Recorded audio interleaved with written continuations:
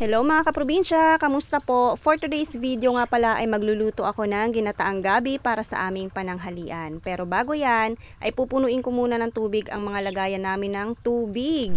Sobrang hirap na talaga ng tubig dito ngayon sa amin. Dito na lang kami nagtsatsagang sumahod ng tubig sa tubig na galing sa radiator ng makina. Pati kasi ang poso namin ay natuyuan na. Kaya pa namang buhayin, kaya lang sobrang tigas na talaga kapag binubomba. Yung tipong bago ka makapuno ng isang balde ay para kang nag-jogging ng ilang kilometro. Tagaktak ang pawis at talaga namang manlalambot ang tuhod mo bago ka makapuno ng isang balde. Grabe talaga ang El Nino ngayon. Ngayon lang talaga namin naranasan yung ganito na hirap kami sa tubig. Na kung hindi magpapaandar ng patubig or ng makinang pampatubig ay hindi talaga kami makakaigib. Araw-araw na nga din umaandar itong aming makina dito kasi 4 na area yung nagpapalitan sa pagpapatubig ng sibuyas. Minsan, ang pahinga lang ng makina ay magdamag. Minsan nga, magdamag maghapon na umaandar itong makina. Mabuti na nga lang at hindi pa rin sumusuko. Malinis naman yung tubig na nanggagaling dun sa radiator. Yan, ganyan siya kalinaw. Pwede siya panghugas ng plato, panligo, at panlaba. Pero yung inumin namin, hindi namin dito kinukuha syempre. Ayan, ganyan siya. Dito siya nanggagaling sa radiator. Ayan. Minsan, mainit yung lumalabas na tubig dyan. O, diba may hot spring?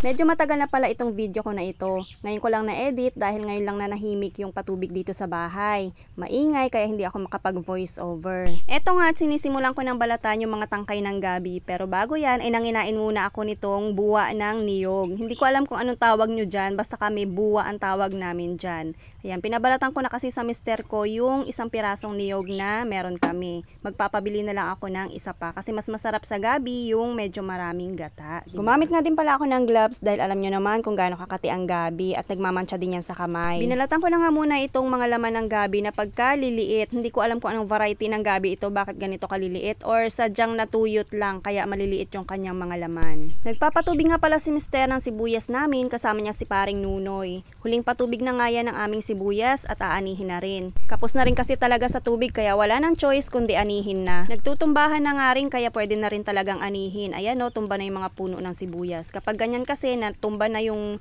or bali na yung mga puno ng sibuyas ay pwede na yan anihin. Balik nga tayo dito sa binabalatan kong gabi ay papaano nga matatapos kung panay ang kain mo na yung buwa ng niyog, inday.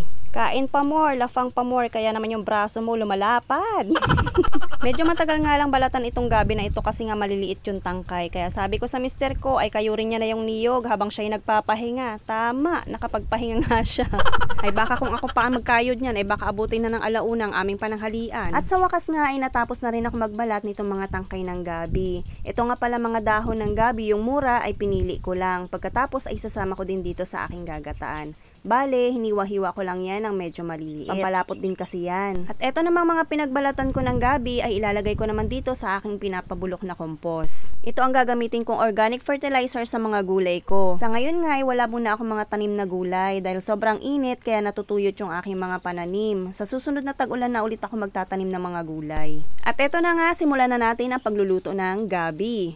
Siyempre, ang una kong ginawa dyan ay hinugasan ko muna yung mga hinimay kong gabi para 99.9 tanggal ang germs. Pero hinugasan na rin kasi yan ni nanay kanina bago ko pa man yan balatan.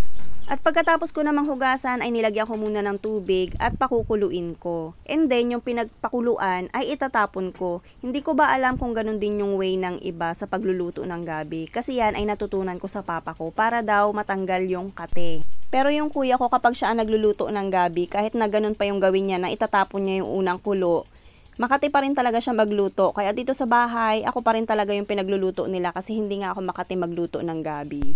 So ayan, habang pinakukuluan ko yung gabi, ay ginata ko naman itong niyog. Bale, 2 piga nga pala to, hiniwalay ko kasi yung kakanggata. Maghihiwa naman ako ngayon ng mga panrikado, bali sibuyas, bawang at luya lang ang ilalagay ko dito. Yung sibuyas, alam nyo na kung saan ko kinuha, namulot lang ako dyan sa tabi-tabi. Kaya maingay. Yan talaga ang kagandahan kapag may sariling tanim. Hindi mo na kailangan bumili o hindi ka natatakbo sa tindahan para bumili ng kailangan mong sibuyas. Mamulot ka na lang sa tabi-tabi. Pinitpit ko na nga lang itong bawang at ginayat ng maninipis itong sibuyas na mapanakit. Ito talaga ang pinakaayaw ko kapag nagagayat ng sibuyas. Lumuluha ang mata ko. Ano ba ang dapat gawin para hindi lumuha ang mata kapag nagagayat ng sibuyas? Balik tayo dito sa pinakukuluan ko. Ayan at kumukulo na itong aking nilagang gabi. Inahon ko na at itinapon ko na ang kanyang sabaw. Pagkatapos ay nilagay ko na itong mga ginayat kong luya, sibuyas at bawang. Pagkatapos ay nilagyan ko ng konting bagoong. Basta kapag naggagata ako ng gabi, nilalagyan ko talaga ng bagoong. Hindi ko alam yung iba kung nilalagyan din ba nila. And then nilagay ko na rin itong pangalawang piga ng gata at pagkatapos ay isinalang ko na ulit para palambutin. Gusto ko kasi sa ginataang gabi yung malambot talaga, yung labsak na ba. Ganun yung gusto kong ginataang gabi. Pinakain ko na nga rin sa mga alaga naming pato itong sapal ng niyog. Ilang piraso na nga lang din itong aming pato. Sarap ba naman kasi ng adobong pato sa gata. Lalahukan ko na nga rin pala ng dinaing na tulingan itong aking ginataang gabi. Masarap kasi sa gabi yung may daing or di kaya naman ay labahita. Kayo ba anong mga hinahalo nyo sa inyong ginataang gabi? Yung iba karne ng baboy. Hinugasan ko nga pala muna yan bago ko nilagay kasi medyo maalat.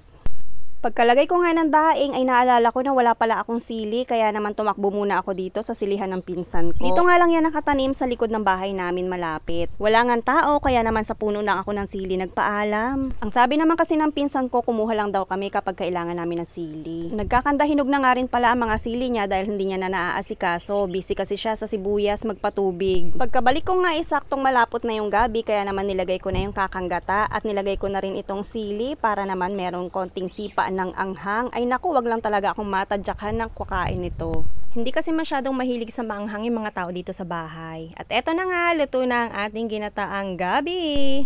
Ganito nga yung gusto kong luto sa gabi. Ay naku, talaga namang mapaparami na naman ang kain ni probinsyana. Sira na naman ang diet. Kahit araw-araw pa masira ang diet. Bahala na si Batman, bahala nang tumaba. Pati si Batman, dinamay. At dito nga kami kumain sa labas ng bahay kasi naman sobrang init na talaga ang panahon ngayon. Para kang sinisilaban kapag nasa loob ka ng bahay. Buti na lang at mahangin ngayon. Nakakagana naman talagang kumain kapag ganito ang nasa paligid mo. Berdeng bukid at sariwang simoy ng hangin. Ay nako, ang sarap talagang kumain sa bukid. At meron pa nga pala kaming tirang ginisang kamatis na may itlog. Pasado alas 12 na nga rin yan kaya naman tirik na tirik ang sikat ng araw at sobrang init talaga. Marami na nga rin natutuyot na sibuyas dito sa amin. Maswerte nga kami at kahit papano ay may tubig pa rin na nakukuha sa aming balon. So yun lang for today's video. Sana ay nag-enjoy po kayo sa panunood. Salamat po sa inyong lahat na sumusuporta sa aking page. Ayan, kain po tayo mga kaprobinsya. God bless everyone. Babush!